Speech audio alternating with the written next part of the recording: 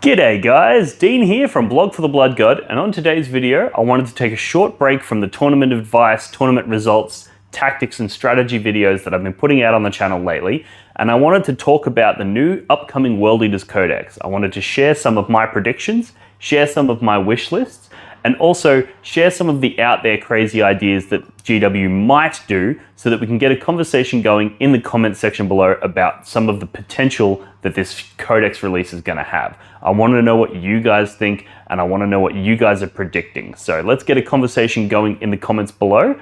But without further ado, here is a video with some of my predictions and some of my wish lists and some of the crazy ideas that I've seen floating around.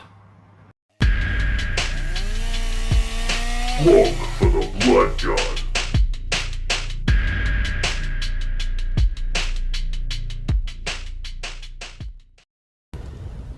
G'day guys, today I want to talk to you about the new upcoming World Eaters Codex. It's getting closer and closer every day, so I thought today would be a good opportunity for all of us to sort of revise our predictions, think about the things that we would like to see in the Codex, what we're expecting to see based on what we've seen so far. And then at the end of the video, I want to round it out with a really interesting idea that I saw online. So basically this video, we're going to have my honest predictions when it comes to what kits we're going to get, what rules we're going to get, and what sort of power level I'm expecting from the new codex.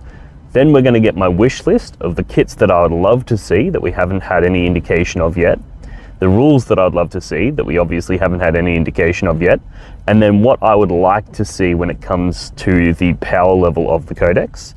And then we'll round it out with a fun, interesting idea that I saw online that I think is worth discussing, and it'll also hopefully stimulate a bit of a discussion in the comments section below, because that's where a lot of the good work gets done on this channel. You guys are absolute legends. We get great conversations going down there, so hopefully this idea sort of sparks some ideas of your own. So let's just jump straight into my honest predictions. So the first one, when we're talking about which kits I'm expecting to be released, we've obviously seen that we've got Angron, we've got the new Juggernaut Lord, the Lord Invocatus, I believe it's called. We've got new Khorne Berserkers, they're obviously all confirmed, so no need to speculate there, those guys are coming.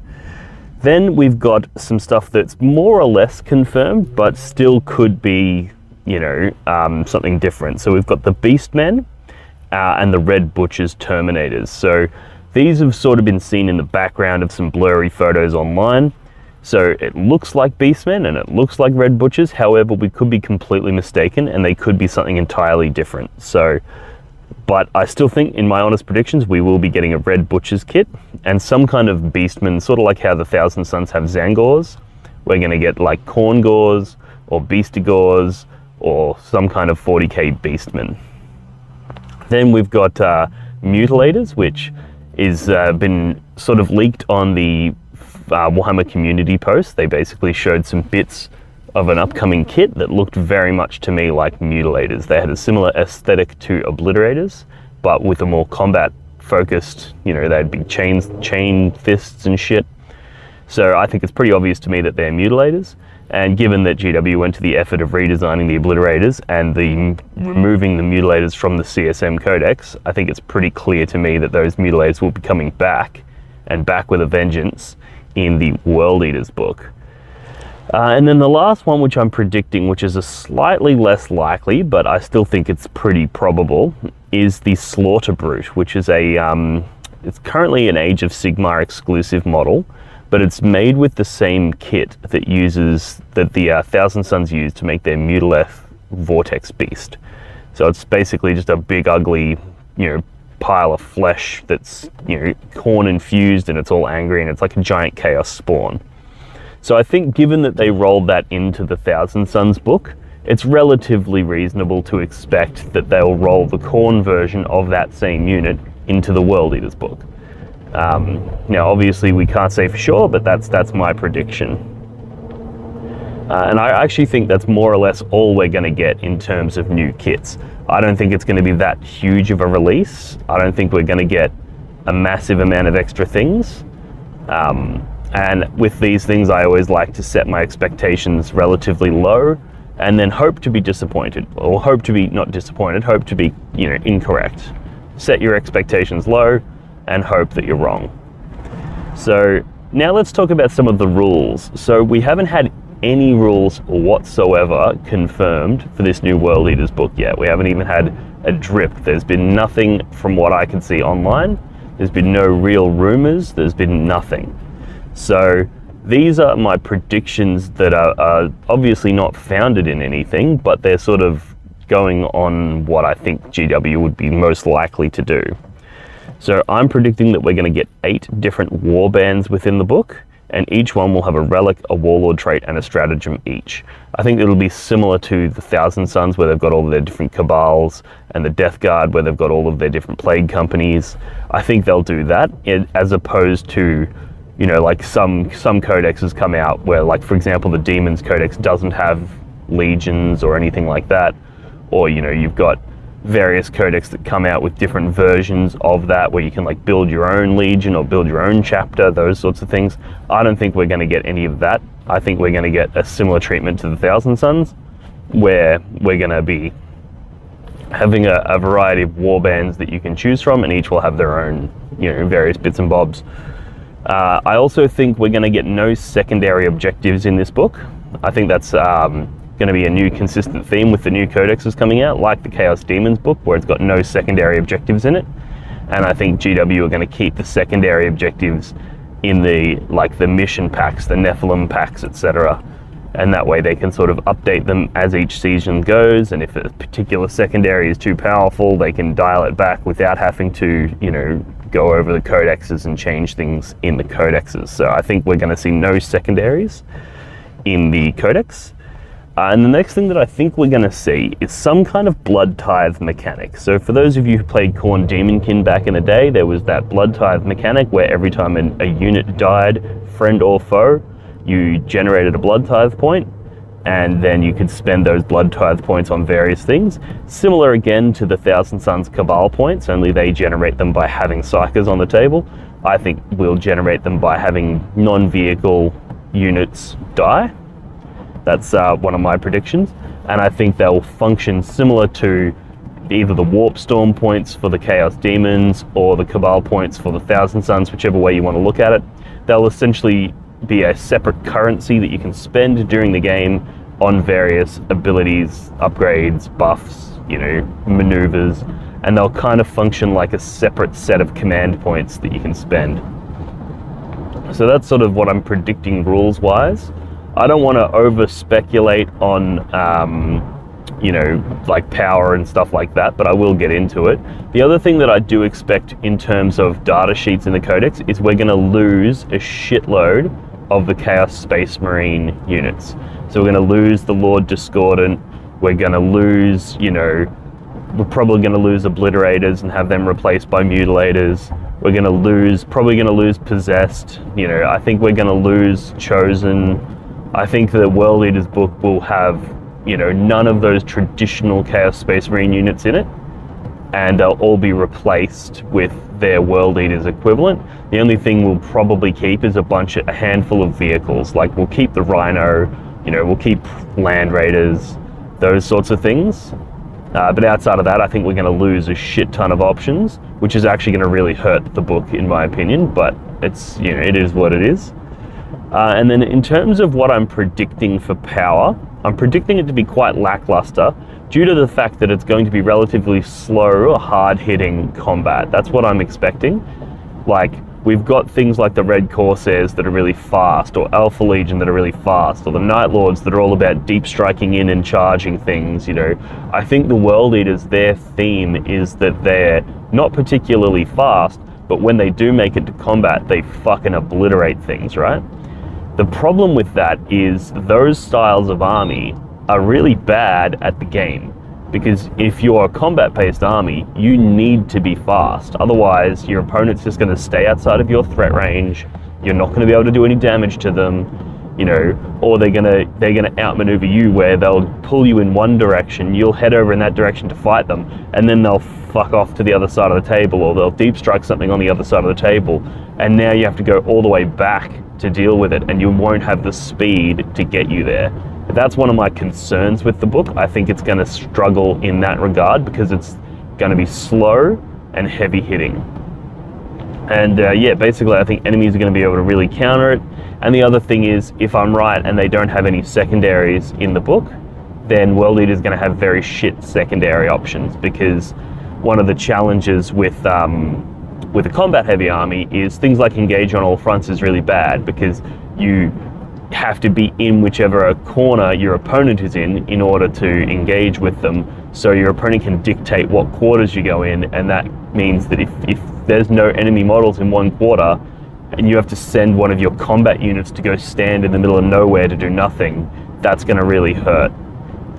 You know, they're bad at things like, you know, like they're just bad at a lot of secondaries. If you're a close combat exclusive slow army, realistically what you need is some shooting elements that can sit on an objective backfield, hold that objective, and I still apply pressure down range. You know, you want something that's going to fill that role, and I worry that the World Eaters are not going to have that. All right, now let's talk about my wish list. This is where we get a little bit more optimistic, a little bit more exciting.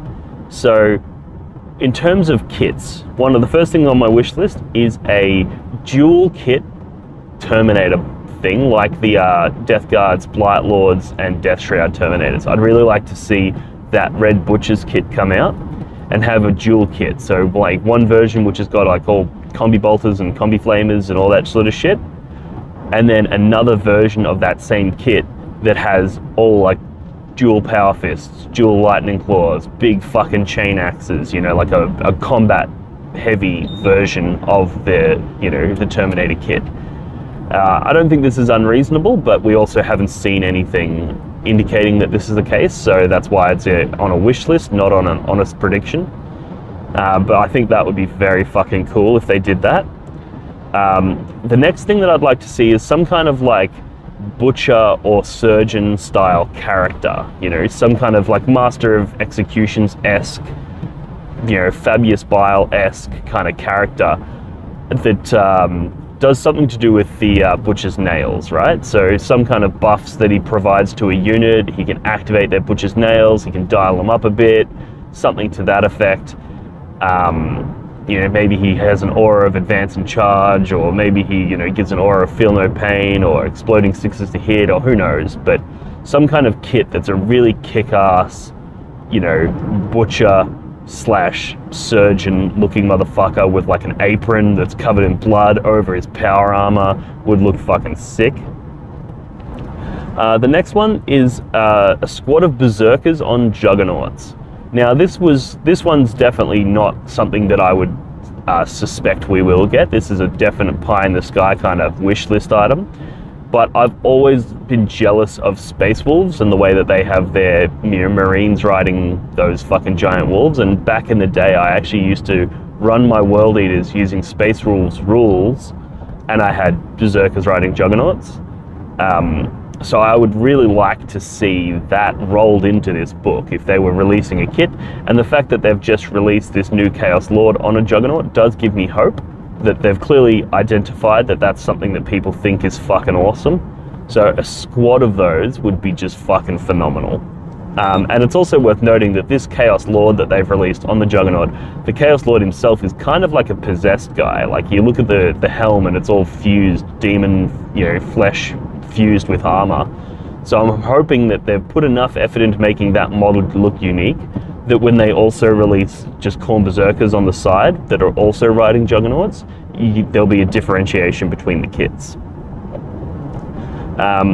Next, I've got a new demon engine. I'd love to see a new demon engine, something in the vein of the Blood Slaughterer. You know, like Death Guard, they've got tons of little demon engines, so I'd really like to see some, you know, World Eaters specific demon engines. I'm not entirely convinced that we will get that. Like Thousand Suns don't really have that, so I'm not holding my breath, but it would be fucking sick. And then the last one is Raptors or some kind of Rampages or some kind of elite Khorne Berserkers. You know, something that's fast, something that's powerful, but something that's relatively squishy. So it's not like your Terminators would be your elites in the terms of making something that's durable, and then the Rampages would be something that's an elite in the way of making something fast. Maybe it's a fast attack choice, who knows. the Berserkers with jump packs is just fucking amazing, and it's sort of like, I want to see the World Eaters be sort of a hybrid between the Blood Angels and the Space Wolves. You know, I think that that's sort of the niche that the World Eaters could fit, and that would make them unique enough, and they wouldn't just be a version of Blood Angels or a version of Space Wolves. They'd be sort of that hybrid kind of list, and I think that'd be really cool. Now, in terms of wish listing for my rules, I'd like to see warbands that vary in playstyle. I think one of the problems that they potentially are going to face is that all the different warbands are just going to be different versions of a combat heavy list, you know, and there'll be one that'll just be better than the rest, and everyone will just take that. So what I'd like to see is warbands that vary in playstyle. Maybe you have some of them that are all about deep striking and charging, some of them that are all about, you know, demon incorporation, so they have like lots of possessed, lots of cultists, you know, lots of that sort of stuff. One that's more about, you know, your vehicles, and they get something like a stratagem that allows them to, you know, disembark after a vehicle moves, or something like that. Maybe some have got like a lot of rituals and stuff, and they generate a lot of blood tithe points really fast. You know, just different play styles so that you can sort of have a bit of variability within the book.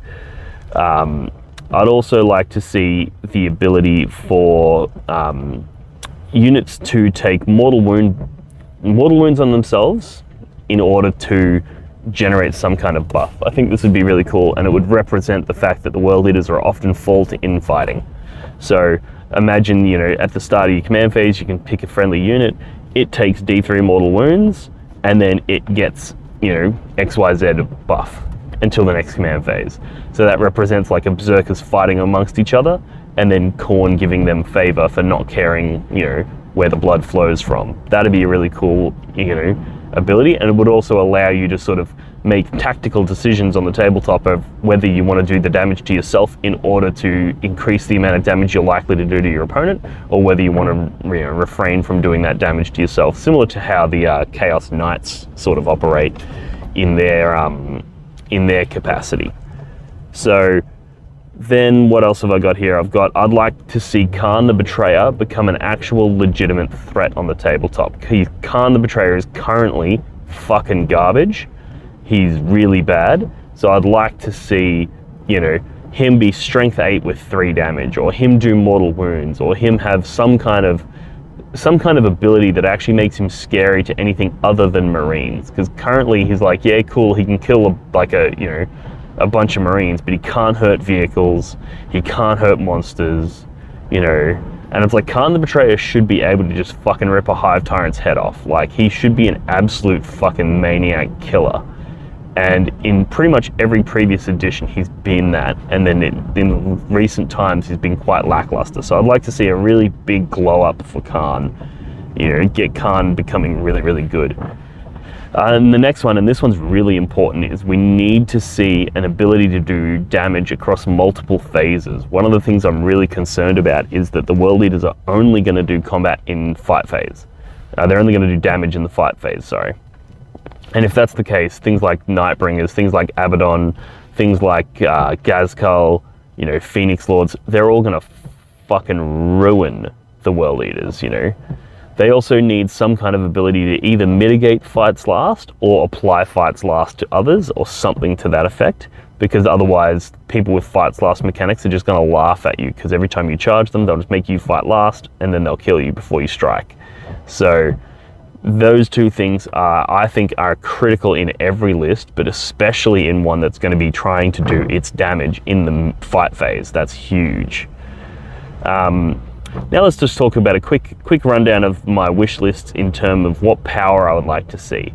And ideally, I would like to see this codex be exactly the same as the Chaos Space Marine Codex in terms of power. I really think GW hit the nail on the head with the CSM Codex, in the way that it's not this crazy overpowered codex that's dominating tournaments, but it also can win those big tournaments. There's a lot of power locked away inside that codex for the top tier players to unlock and find. So that's really fucking impressive. Like, you look at the codex and there's nothing that just jumps out at you as, oh, that's fucking broken and that's so OP. but also there's a lot of things that when you combine those elements, they become really strong. So that's something I would really like to see, and I'd also really like to see the same level of internal balance as the Chaos Space Marine Codex. You know, the way that when you open the Chaos Space Marine Codex, every legion is playable, you know. Some are slightly better than others, but pretty much every legion has a place, you know, and that's really cool. That's really fun, and that makes list writing so rewarding because you've got so many viable options that you can play with. And then I'd also like to see like a good degree of combat finesse required to unlock the power. I don't want it to just be a, oh wow, these guys punch really hard, so you just throw them in and they punch really hard. I'd like to see some kind of, whether it be through a combination of stratagems or abilities or something like that, but something that's going to require a little bit of thinking and a little bit of, you know, technical skill to unlock the power in those units. That would be really good as well. All right, now let's round the video out with a fun idea that I saw online that I really wanted to share with you guys. This is an idea that I've sort of taken a few comments and then I've developed it a little bit further myself. But the idea is essentially that the World Eaters Codex would contain kill team style, Deathwatch kill team style units that are a hybrid of multiple different units together, and that function similar to a Deathwatch kill team. So the idea is you'd have these units would be called warbands, and each one would be led by a skull champion who's like a mini chaos lord. And these units would have a few different varieties in the same way that you've got your Proteus, your Spectre, you know, your various different kill team styles. So you could have a Legion warband, which has got berserkers, terminators, raptors, bikers, those sorts of things in it. Your traditional sort of, you know, World Eaters Legion units. Then you'd have a Demonkin warband, which would have, instead of the five World Eaters being the five berserkers being the core, it would have 5 possessed as the core, and it would be slightly different. And then on top of those possessed, you'd add in things like obliterators, mutilators, warp talons, all the different Demonkin units from the Codex. Maybe they bring out another Demonkin unit to sort of flesh that out a bit. That'd be really cool. So then you could be like, okay, cool, I've got a Legion warband over here, I've got a Demonkin warband over there, and then they could do a third one, which could be like a ritualistic sort of warband, which is like more, maybe this one goes up to 20 models instead of 10, you know, but it's full of cultists, beastmen, you know, the accursed cultist style thing, where it's like it's a variety of different models within that unit, and that's all still led by that skull champion. So each one of these warbands would operate like an independent thing, and they would have a variety of different units in it. And then you could do the similar thing to what the Deathwatch do, where it's like there's a stratagem where if your unit has a, you know, a jump pack in it, it can advance and charge. If your unit has, you know, a mutilator in it, it can fall back and still charge, or, you know, whatever your sort of rules are. I'm not too sure about how they would go about doing that.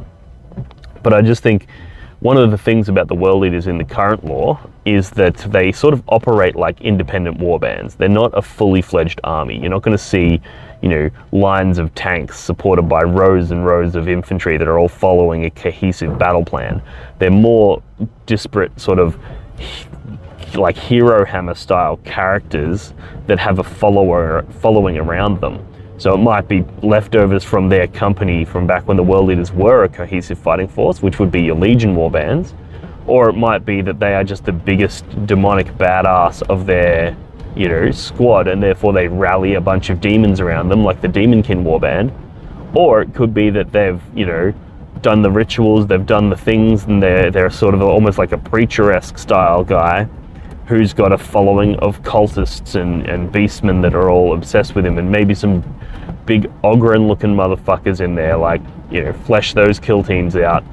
I think that would be really, really cool, and that's sort of how you see them portrayed in the narrative. So I think it would be lore consistent, it'd be interesting, it'd be different, and it'd be a ton of fun. So that's my sort of crazy out there idea that I would, you know, I'm not necessarily saying I would like to see that, because I mean, I don't see that being very competitively viable. That could be really clunky and weird, but it's just an idea of something outside of the box that we could potentially see in a World Eaters release. And the reason that I wanted to discuss this at the end of the video was to stimulate your ideas. So I want to know what you guys are predicting. I want to know what you guys would like to see. And I want to know if you guys have any out there ideas either. Like, there's some crazy motherfuckers in this chat. So let's have a conversation in the comments below and talk about some of your potential ideas for a World Eaters release. Yeah, thanks for tuning in, guys. Let's fill that comment section up with some crazy ideas, and I'll talk to you guys in the next one. All right, cheers. Alrighty guys, I hope you enjoyed that video. If you did, make sure to like, subscribe, all that good shit. Super thanks is a great way to show your support, or head over to Patreon where you can sign up for as low as, I think, $4 a month is my lowest tier, but the upper tiers bring with it a whole bunch of benefits, such as access to a Patreon exclusive Discord server, coaching and list advice, those sorts of things. And I'm also bringing out a range of Patreon exclusive merchandise, like the shirt that I'm wearing now. There'll be similar things like that. I'm also getting dice and objective markers made that will be Patreon exclusive. So if that's something that you're interested in, head over to Patreon and check that out. It's a great way to show your support, and it's a great way to help me continue to grow and develop this channel. So with that being said, I'm going to leave it there. Thanks for tuning in, and I'll see you in the next one. Cheers. The Warhammer community suffers from some of the most prohibitively expensive essentials in the world, especially Australian content creators. Every single day, Dean wants to create content, but he can't.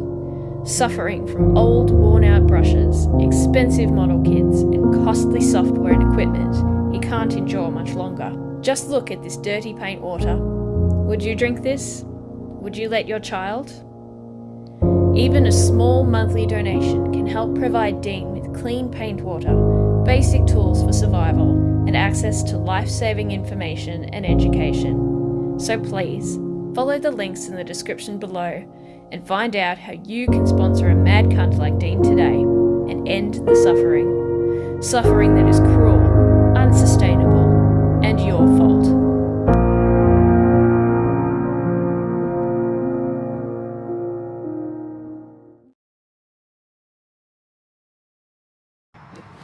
Do your objective markers ever get lost behind terrain or other models and become difficult to see?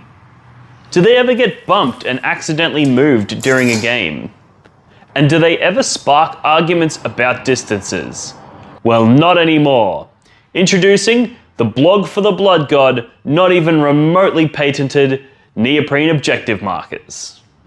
Made from the same material as astronaut suits, or maybe military equipment, or probably neither of those things, this 2mm thick neoprene synthetic rubber is tear resistant, water resistant, and is designed to last. But that's not all. The blog for the Blood God, not even remotely patented neoprene objective markers come in a variety of different designs and styles to suit any faction represented in the Warhammer 40,000 universe. These objective markers are a perfect gift for yourself or a friend, and are a perfect way to flex and show your opponent that not only are you a smarter, cooler, and better 40k player than them, but you also have more disposable income than they do. For the low price of $25, you'll get not one, not two, but 6 neoprene objective markers, perfectly designed for 9th edition Warhammer 40k. But wait, there's more. For a limited time only, people who sign up on Patreon to support Blog for the Blood God as a Skull Champion tier $5 per month member will gain access to a custom design service where I will design a unique logo to support their gaming club, like the one I did to the left here for the Potato Farmers local gaming club here in Melbourne.